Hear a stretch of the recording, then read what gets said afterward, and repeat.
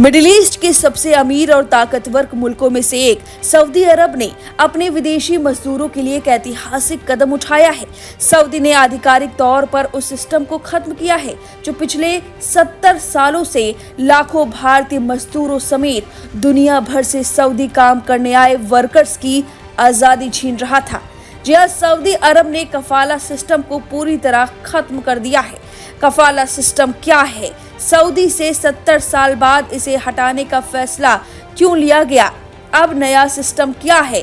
70 सालों तक भारतीय मजदूरों के साथ क्या क्या होता रहा, सब बताएंगे। उससे पहले बता दें कि इस फैसले से 25 लाख भारतीय मजदूर जो सऊदी अरब में काम करने के लिए जाते थे, उन्हें बड़ी खुशखबरी मिली है।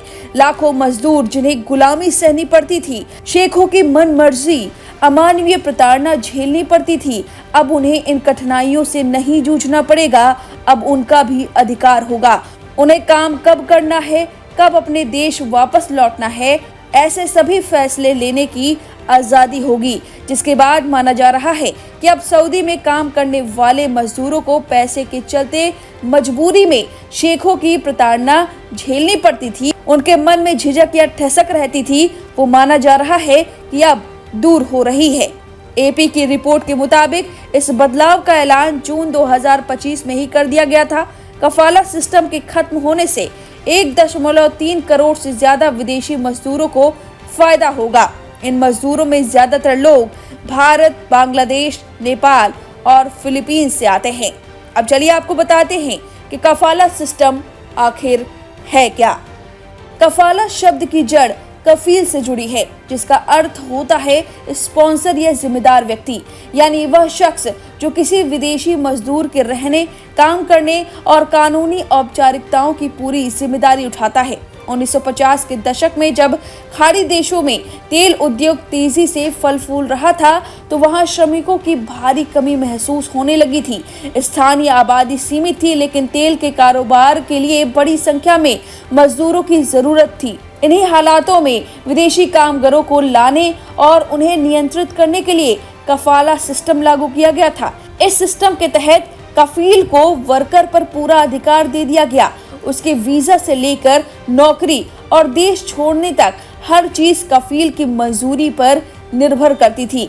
वक्त के साथ यह सिस्टम कामगारों के शोषण का जरिया बन गया, जिस पर दुनिया भर से आलोचना होने लगी। आखिर कफाला सिस्टम में क्या खराबी थी, चलिए वो जानते हैं। जब कोई विदेशी मजदूर खाड़ी देशों में काम करने पहुंचता था, तो उसकी एंट्री कफाला सिस्टम के तहत ही होती थी, यानी वह पूरी तरह अपने काफिल या स्पॉन्सर की शर्तों पर निर्भर हो जाता था। वहां पहुंचने के बाद उसके लिए सब कुछ, काम का प्रकार, घंटों की संख्या, वेतन, यहाँ तक कि रहने की जगह तक कफील ही तय करता था। मजदूर न तो अपनी मर्जी से नौकरी बदल सकता था और न ही देश छोड़ सकता था, और न किसी सरकारी अधिकारी या कानूनी संस्था से सीधे मदद मांग सकता था। इस तरह वर्कर एक तरह से कफील के नियंत्रण में कैद होकर रह जाता था। इसी वजह से अंतर्राष्ट्रीय मानवाधिकार संगठन ILO, अंतर्राष्ट्रीय श्रम संगठन, सालों से इस सिस्टम की आलोचना करते आ रहे हैं।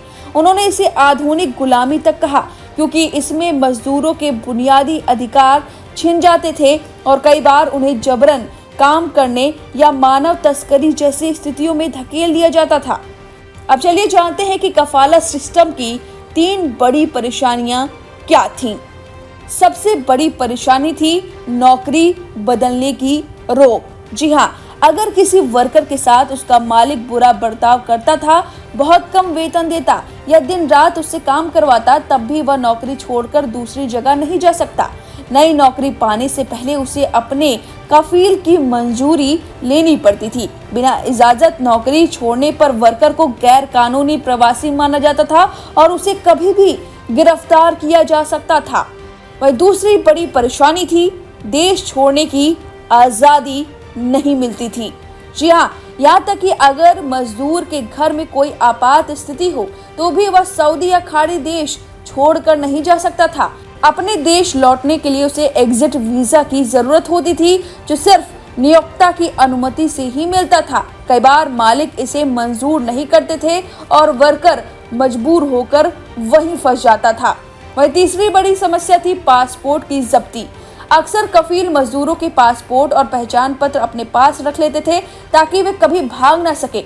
इस वजह से वर्कर के पास न तो अपनी पहचान साबित करने का कोई तरीका रहता था, न देश छोड़ने की कोई राह। ये पूरी तरह से कफील की दया पर निर्भर हो जाते थे। वहीं अब बताते हैं कि काफिला सिस्टम की जगह आखिर नया श्रम कानून क्या लागू हुआ है। इस कानून के तहत अब क्या सुविधाएं मजदूरों को मिलने वाली हैं। सऊदी अरब ने दशकों पुराने कफाला सिस्टम को खत्म कर एक आधुनिक और लचीली श्रम व्यवस्था की शुरुआत की है। नए नियमों के तहत अब विदेशी मजदूरों को पहले से कहीं ज्यादा अधिकार और स्वतंत्रता मिलेगी। नई व्यवस्था में सबसे बड़ा बदलाव यह है कि वर्कर अब अपने कफील या नियोक्ता की मंजूरी के बिना नौकरी बदल सकते हैं। इसी तरह देश से बाहर जाने या वापस लौटने के लिए अब हर बार एग्जिट वीजा या कफील की अनुमति लेना अनिवार्य नहीं रहेगा। इसके अलावा सरकार ने कानूनी सहायता और शिकायत दर्ज कराने की प्रक्रिया को भी आसान बनाया है। अगर किसी कर्मचारी को वेतन नहीं दिया जाता है, कामकाजी माहौल खराब है या उसके साथ अन्याय होता है तो वह सीधे शिकायत कर सकता है और उसे कानूनी सुरक्षा मिलेगी।